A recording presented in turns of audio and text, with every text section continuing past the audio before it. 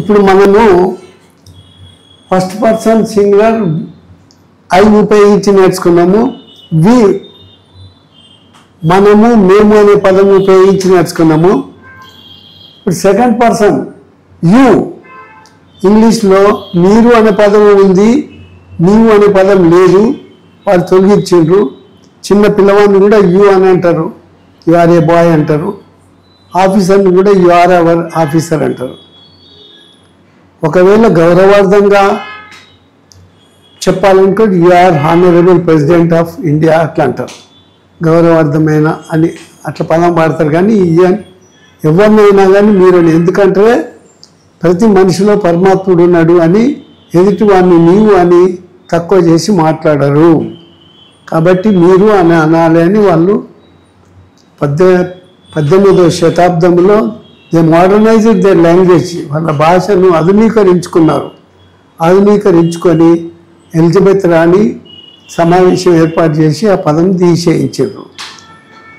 అదే అన్ని ఇప్పుడు యు అని మీరు అని. ఇక్కడ ఏమైంది, సెకండ్ పర్సన్తో మాట్లాడే మాటలన్నీ ఆర్డర్స్ కానీ ఆజ్ఞలు, కమాండ్స్ ఉత్తర్వులు, రిక్వెస్ట్ విన్నపాలు, అడ్వైజర్స్ సలహాలు అవి ఉంటాయి సామాన్యంగా. ఇవి చేయమని చెప్పడానికి ఎక్కువ వర్బంతో ఉపయోగించే వాక్యాలతో అవి మిగతా సెంటెన్సెస్ అంటే ఇప్పుడు ఇవి అయిపోయినాక నెగటివ్స్ కాదు లేదనే వాక్యాలు ప్రాక్టీస్ చేసినాక ఇంటరాగేటివ్స్ ప్రశ్నలు అవి అయిపోయినాక ఇవి ఈ 4 ఆర్డర్స్, కమాండ్స్, రిక్వెస్ట్, అడ్వైజర్స్ అవి ఎక్సర్సైజ్ చేయడానికి యూతో చేస్తాము. ఇప్పుడు మనం అన్ని 12 యాక్టివ్ వయసులు 8 ప్యాసివ్ వయసులు యూతోటించి నేర్చుకుంటున్నాం. ఎందుకంటే మనం ఎదుటి వాళ్ళు మాట్లాడింది అది ఏ పర్సన్, ఫస్ట్ పర్సనా, సెకండ్ పర్సనా, థర్డ్ పర్సనా, అది సింగులరా, ప్లూరలా, తర్వాత అది ఇంట్రాన్సిటివా, ట్రాన్సిటివా, అంటే ఆబ్జెక్ట్ ఉన్న వాక్యమా, ఆబ్జెక్ట్ లేని వాక్యమా, అది మనం గమనించుకొని మనం మాట్లాడడం నేర్చుకోవాలి. That is only communication. We should be able to understand others language, others opinion. వాళ్ళు మాట్లాడే ఉద్దేశం, విషయం పూర్తిగా అర్థమై మనం మరి తిరిగి వాళ్ళకి జవాబు ఇచ్చేటట్టు తయారు కావాలి. కాబట్టి to develop our communicative skills we have to learn table tense. Table tense లేకుండా ఖచ్చితంగా మీరు గ్రామర్ నేర్పుతామని అంటారు, లాంగ్వేజ్ నేర్పుతామని అంటుంటారు జనము. అది వాళ్ళేమో ఆ మాదిరిగా మాట్లాడడం అనేది ఇప్పుడు మనం తెలుగులో ఎక్కాలు అంటాం, 1 నుంచి 20 ఎక్కాల వరకు వస్తాయి. 1 నుంచి 10 ఎక్కాలు వస్తే చాలు, ఎట్లాగో మిగతా లెక్కలు ఏమైనా చేయగలుగుతాం కదా. కానీ అసలు ఎక్కాలో రాకపోతే కన్ఫ్యూజ్ అవుతుంటారు మాట్లాడటం లెక్కలు చేసేటప్పుడు. నేను ఇది ఎందుకంటే 64 అని చెప్తాం అంటే మనకు నోటికి వచ్చేస్తుంది. కాబట్టి ఇది కూడా టేబుల్ టెన్స్లా ఎదుటివాడు మాట్లాడే మాట అది ఏ వర్బ్ ఉపయోగించండు, అది యాక్టివ్గా మాట్లాడిందా, ప్యాసివ్గా మాట్లాడిందా, అది ఇంట్రాన్సిటివా, ట్రాన్సిటివా, ఆబ్జెక్ట్ ఉన్నదా, ఆబ్జెక్ట్ లేనిదా, అది యాక్టివా, ప్యాసివా, కర్తతో మొదలుపెట్టే వాక్యమా లేదు కర్మతో మొదలుపెట్టే వాక్యమా అని గమనించుకొని మనం మాట్లాడడం ప్రాక్టీస్ చేయాలి. కాబట్టి ఇది మళ్ళీ మీకు నేర్పిస్తున్నాను. అన్నీ first person singular, plural, second person ఈ ప్లూరల్ ఒకటే ఉంటుంది, థర్డ్ పర్సన్ ఈ కానీ, షీ కానీ, ఇట్ కానీ, దట్ కానీ, దే అని సింగులర్. అప్పుడు చెప్పినప్పుడు థర్డ్ పర్సన్ గురించి చెప్తాను. తర్వాత దే అనేది ప్లూరల్, వస్తువులకు మనిషిలోకి వస్తుంది. ఇప్పుడు మనము సెకండ్ పర్సన్ గురించి నేర్చుకుంటున్నాము. సెకండ్ పర్సన్ ప్రజెంట్ టెన్స్లో అంటే ఇప్పుడు మనం నేనేం చేస్తాను, ఓన్లీ టెన్స్ స్టెప్లే చెప్పుకుంటూ పోతా. మీరు వెంబడే వర్క్ ఫామ్ను, యాక్టివ్, ప్యాసివ్ను ఇందులో ఉంటాయి, మీకు తెలుస్తుంది, అవి పడుతుంటాయి. కానీ అవి మనం ఎవరితో మాట్లాడేటప్పుడల్లా మన స్ట్రక్చర్ అనం. ఏంది వర్బ్ 1 అని, బీఫామ్ వర్బ్ 3 అని అనం. ఎందుకనం అంటే మన మనసులో అది ఆటోమేటిక్ ఫీడ్ అయి ఉంటుంది కాబట్టి మనం అర్థం చేసుకోగలుగుతాం. ఇప్పుడు భువనగిరి అనగా మనము భూ ప్లస్ ఆ బా కొనిస్తే భూ, వాక్తలకు వా, భూ ప్లస్ ఆ బా, భూ వా, నా మాకు కొనిస్తే భూ, వాక్ తలకరిస్తే వా, నా తలకరిస్తే నా, గాగ్గిసెగి అని గుణితం చేసుకుంటారు ఇంగ్లీష్లో. కానీ ఇంగ్లీష్ గుణితం భాష కాదు, ఇది ఫోనెటిక్ లాంగ్వేజ్, శబ్దాన్ని బట్టి మాట్లాడే భాష. కాబట్టి మనము వాళ్ళు మాట్లాడినట్టు మాట్లాడే ప్రయత్నం చేయాలి. వాళ్ళు యాక్టివ్ ప్యాసివ్ ఏ మాదిరిగా ఉపయోగిస్తారో అవి నేర్చుకుంటే we will be able to understand others' language and we can talk correctly. Now let us go to present tense. వర్తమాన కాలం ఇది. వర్బ్ ఫామ్ క్రియారూపంలో పే అంటే చెల్లించు. అండ్ ఈజ్ ఆర్ పెయిడ్ అని నేను చెప్పాను ఇక అన్ని table. Pay and is are paid. Intransitive చెల్లించు, చెల్లించబడు అది అర్థం. యూ పే మీరు చెల్లించండి. యు ఆర్ పెయిడ్ యు అనేది ప్లూరల్ కాబట్టి ఆరే వాడాలి. మీతో చెల్లించబడవలెను. ట్రాన్సిటివ్ యూ పే ఫీ మీరు ఫీ చెల్లించండి. Fee is paid by you fee మీ చేత చెల్లించబడబడును. ఫీ మీ చేత చెల్లించబడును అనడానికి fee is paid by you అనాలి. పాస్ట్ టెన్స్లో పెయిడ్ వర్బ్ టు చెల్లించరు. వాజ్ వర్ పెయిడ్ చెల్లించబడను. యూ పెయిడ్ మీరు చెల్లించితిరి. యు ఆర్ పెయిడ్ మీ చేత చెల్లించబడను. యూ పెయిడ్ ఫీ మీరు ఫీ చెల్లించితిరి. ఈ స్ట్రక్చర్ మీ మనసులోనే అనుకోవాలి, మీరు గమనించుకోవడం నేర్చుకోవాలని నేను చెప్పడం లేదు అంతే. Fee was paid by you fee మీతో చెల్లింపబడెను. Future tense will or shall pay చెల్లించగల. Passive voice will or shall be paid చెల్లించబడగలే. బడగల అని కూడా అనొచ్చు. యూ షల్ పే మీరు చెల్లించాలి. యూ షల్ బి పెయిడ్ మీ చేత చెల్లించబడవలే. యూ షల్ పే ఫీ మీరు ఫీజు చెల్లించాలి, చెల్లించగలరు. Fee shall be paid by you fee మీ చేత చెల్లించబడవలెను. ప్రజెంట్ కంటిన్యూస్ వర్తమాన కాలంలో పని కొనసాగడం. Verb form క్రియారూపము am is are paying. Passive voice లో am is are being paid. మీకు రైటింగ్ అంటే being written అని ఆ స్ట్రక్చర్ ఎట్లా మార్చుకోవాలో మీకు తెలిసిపోయింది. ఇప్పుడు పేయింగ్ అంటే బీయింగ్ పెయిడ్ అనేది మీరు చేసుకురావాలి. ఈ వచ్చి బీతో కలిసి బీయింగ్ అవుతుంది. ఈ pay verb 3 pay verb 1 paid verb 2 paid verb 3 అట్లా. కాబట్టి am is are being paid చెల్లించబడుచున్నా అన్నట్టు. యు ఆర్ పేయింగ్ మీరు చెల్లిస్తున్నారు. You are being paid you అనేది ఎవరు ప్లూరల్ కాబట్టి ఆరే వాడతారు. మీ చేత చెల్లింపబడుచున్నది. యు ఆర్ పేయింగ్ ఫీ మీరు ఫీ చెల్లిస్తున్నారు. Fee is being paid by you fee మీ చేత చెల్లింపబడుచున్నది. ఫీ ఎంత అమౌంట్ అయినా సింగులరే. పాస్ట్ కంటిన్యూస్ టెన్స్ గతంలో పని కొనసాగడం. వాజ్ వర్ పేయింగ్ చెల్లించుచుంటిరి. వాజ్ వర్ బీయింగ్ పెయిడ్ చెల్లింపబడుచుండెను. యు ఆర్ పేయింగ్ మీరు చెల్లించుచుంటిరి. యు ఆర్ బీయింగ్ పెయిడ్ మీ చేత చెల్లింపబడుచుండెను. యు వచ్చింది కాబట్టి పాస్ట్ టెన్స్లో వర్ వాడినాం అంతే. యు ఆర్ పేయింగ్ ఫీ మీరు ఫీ చెల్లించుచుంటిరి. Fee was being paid by you fee మీ చేత చెల్లింపబడుచుండెను. ఇప్పుడు అమెజాన్ లేనిది వర్బ్ 1 ఇన్ఫార్మ్ ఏడు ఉండదు. ఏ వాక్యం ఉన్నాడు ప్రజెంట్ కంటిన్యూస్లో past continuous was verb be form verb 1 verb 1 ing form ఉండాల్సిందే. యాక్టివ్నైనా ప్యాసివ్నైనా కంటిన్యూస్గా B1 B2 ఉండవలసిందే.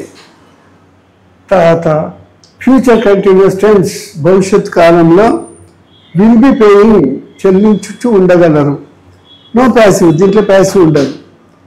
You will be paying మీరు చెల్లిస్తూ ఉండగలరు. You will be paying fee మీరు ఫీ చెల్లిస్తూ ఉండగలరు. అంటే పర్ఫెక్ట్. ఇది రెగ్యులర్గా క్లాసు 1, 2, 3, 4, 5 ఇప్పటి వరకు 9 క్లాసెస్ అయినాయి. ఈ 10th రెగ్యులర్ విన్న వాళ్ళకి ఇది ఈజీగా వచ్చేస్తుంది. ఎందుకంటే ఈ స్ట్రక్చర్ చెప్పాల్సిన అవసరం లేదు. ఇక ఈజీగా ఫైనల్ వర్బ్ అంటే have has, I have, we have, you have అనాలి. He, she, it, that English ఏది సింగులర్ వచ్చినా హ్యాజ్ ఏ వాడాలనేది ఆ రూల్స్ మీకు తెలిసి ఉంటాయి, బాగా ప్రాక్టీస్ అయి ఉన్నది. కాబట్టి వాడడం గురించి ఇప్పుడు క్రియారూపము ప్రజెంట్ పర్ఫెక్ట్ టెన్స్లో వర్తమాన కాలంలో పని పూర్తి ఇప్పుడు అయితేనే. హ్యావ్, హ్యాస్ పెయిడ్ చెల్లించి ఉన్నారు. డబ్బులు కట్టి కౌంటర్లో రసీదు తీసుకున్నానుకో యూ హ్యావ్ పెయిడ్ అంటాడు, మీరు చెల్లించి ఉన్నారు అంతే. కొద్దిసేపు అయినాక 2 minutesకి ఎవరైనా వచ్చేస్తే హ్యావ్ యూ పెయిడ్ ఫీ అంటే ఐ పెయిడ్ అనే చెప్పాలి, నేను చెల్లించినాను. పాస్ట్ టెన్స్లో చెప్పాలి. పర్ఫెక్ట్లో అయితే హ్యావ్ హ్యాస్ బీన్ పెయిడ్ చెల్లింపబడి ఉన్నా అన్నట్టు. యూ హ్యావ్ పెయిడ్ మీరు చెల్లించి ఉన్నారు. యూ హ్యావ్ బీన్ పెయిడ్ ప్యాసివ్లో బీన్ కంపల్సరీ వస్తుంది, మీ చేత చెల్లింపబడి ఉన్నది.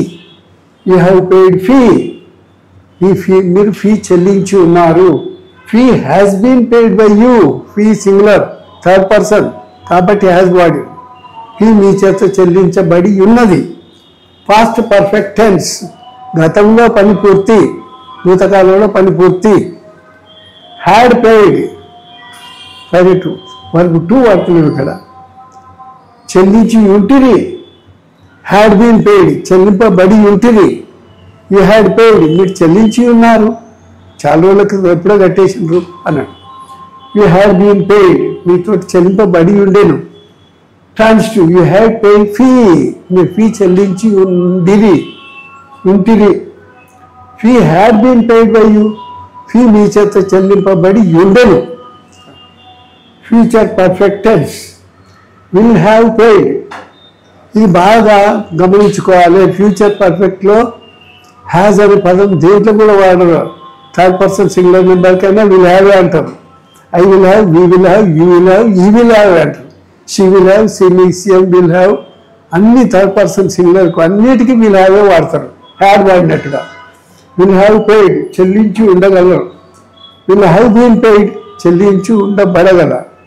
యూ విల్ హ్యావ్ పెయిడ్ మీరు చెల్లించి ఉండగలరు.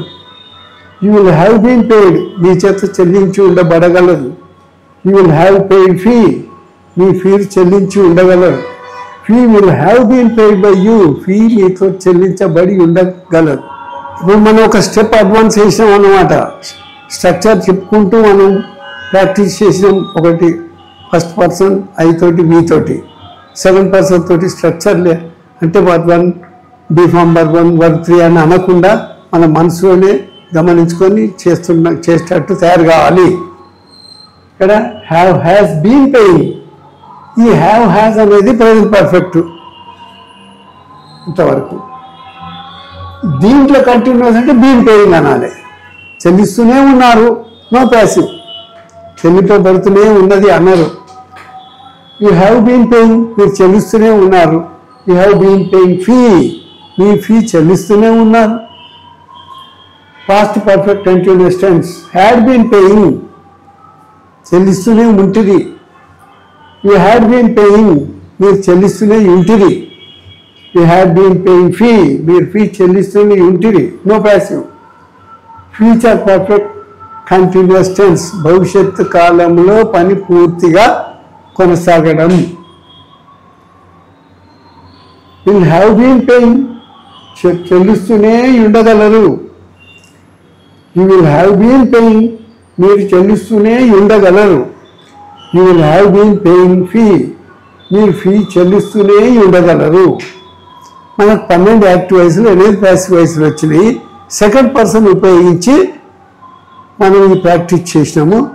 థర్డ్ పర్సన్ ఉపయోగించి నెక్స్ట్ లెసన్లో హీ కానీ, షీ కానీ, ఇట్ కానీ, దట్ కానీ, మళ్ళీ నౌన్ రామ కానీ, సీత కానీ మ్యాస్కులైన్ ఫెమినైన్ ఉపయోగించి, తర్వాత designations CM, PM, head master, principal, a student, అవన్నీ థర్డ్ పర్సన్ ఉపయోగించి బాగా ప్రాక్టీస్ చేసుకోవడం నేర్చుకోవాలి. 2-3 నేర్పిస్తాం థర్డ్ పర్సన్లా. బి పార్ట్లో మనం ప్రిపోజిషన్స్ నేర్చుకుంటున్నాము. ఈ ప్రిపోజిషన్స్ తప్పనిసరిగా భాషలో ముఖ్యమైన భాగం ఇది కూడా ఒకటి. సరైన ప్రిపోజిషన్ వాడకపోతే భాష అర్థం మారిపోతుంది. ఎదుటి వాళ్ళు మాట్లాడేది కరెక్ట్ మాట్లాడుతుండా లేదా, కరెక్ట్ మనం వాడేటప్పుడు కరెక్ట్గా విభక్తులు వాడడం తెలుగులో ఎట్లనో తెలుగు ఇంగ్లీష్లో ప్రిపోజిషన్స్ వాడడం కూడా. త్రో అంటే THROUGH లోపలి భాగం నుండి, THROW కాదు, త్రో అది నెట్టివేయడం, ఆ పదం కాదు. థ్రోన్ అదే verb form. A tunnel bored through Aravalli mountain for railway. A tunnel ఒక సొరంగము ఆరావళి పర్వతాల నుంచి 2 కిలోమీటర్ల దూరం సొరంగం చేసిండ్రు. పర్వతాలకెళ్ళి ఇట్లా ట్రైన్ పోతుంది. అప్పుడు లైట్ ట్రైన్లో అందరు లైట్లు వేసుకుంటారు. అప్పుడు చిమ్మని చీకట్లో పోతుంటుంది.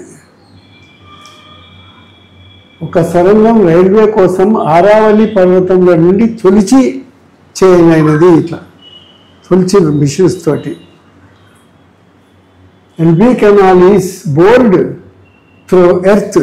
భూమి నుండి లాల్ బహదూర్ కెనాల్ను తొమ్మిది ఇట్లా సొరంగంతో మిషన్లతో తవ్వుకుంటూ పోయినారు. అది పెద్ద సొరంగం. ఇది డ్యామ్ అనేది ఇది కంజక్షన్గా వాడతారు, ప్రిపోజిషన్గా. Bhima was stronger than all of Pandavas and Kauravas. భీముడు పాండవులందరికన్నా కౌరవులందరికన్నా బలవంతుడు. అది మనం మహాభారతంలో వింటుంటాం. వృకోదరుడు అని పేరు వచ్చింది ఆయన. అంటే తోడేళ్ళు అంటే కడుపు బాగా తినేదన్నమాట తిండి. ఆయనగా అత్త పెట్టుకుంటే పరిశాన్ కావాలి, అంత తినేవాడు అన్నమాట. మనం ఆయన గురించి కథలు వింటుంటాం. భీముడు పాండవులందరికన్నా కౌరవులందరికన్నా బలంగా ఉండేను అన్నమాట. నానుడి ఇది ఎందుకు నేర్పుతున్నానంటే, ఇది కొన్ని వర్డ్స్ ఉపయోగించి సామెతలు ఏర్పడ్డాయి. నానుడి నోటి మాట అందరూ అనుకునేటి. అబౌండింగ్ ఇన్ అంటే సమృద్ధిగా ఉండడం. The world is abounding in all kinds of animals, plants and minerals given by God or nature. But we are spoiling ourselves by polluting them. ప్రపంచం మొత్తము సమృద్ధిగా ఉన్నది. Abounding in all kinds of animals, జంతువులు, అన్ని రకాల జంతువులు, అన్ని రకాల మొక్కలు, చెట్లు, ఫలాల మొక్కలు, పుష్పాల మొక్కలు, ఔషధాల మొక్కలు, అన్ని రకాలు ఇచ్చిండు భగవంతుడు ప్రకృతి. కానీ మనమే వాటిని పాడు చేసుకుంటున్నాం. But we are spoiling ourselves by polluting them.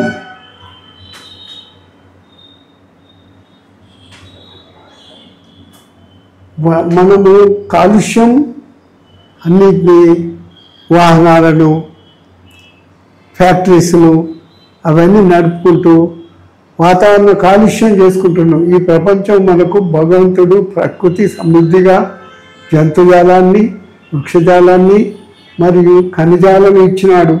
కానీ మనం కాలుష్యం చేసి స్వర్గం లాంటి భూమిని నరకం చేసుకుంటున్నాము. ఇన్ని రకాల జబ్బులు రావడానికి, సరైన టైంలో వర్షాలు పడకపోవడానికి, ఎక్కువ వర్షాలు పడడము, ఎక్కువ ఎండలు పెట్టడము, కొన్ని ప్రాంతాల్లో అసలే వర్షాలు లేకపోవడము, కొన్ని ప్రాంతాల్లో ఎండలు లేకపోవడము, ఇటువంటి ఏదైనా అని ప్రకృతి పాడు చేసుకుంటున్నాం మనం అని సైంటిస్ట్ అంటున్నారు.